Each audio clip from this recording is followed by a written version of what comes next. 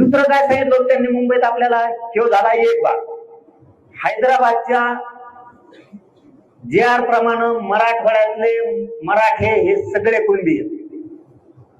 मराठवाड्यातल्या मराठ्यांना आता इथून पुढच्या काळात प्रमाणपत्र वाचून फडणवीस साहेबांनी रोखू नये, सगळ्यांना कुणबी प्रमाणपत्र देऊन सगळ्यांच्या व्हॅलिडिटी द्यायच्या.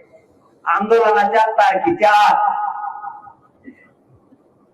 नसतं आंदोलन भयानक होणार आहे. दुसरा भाग, 58 लाख कुणबी नोंदी सापडल्या, त्याचे सगळे प्रमाणपत्र द्या.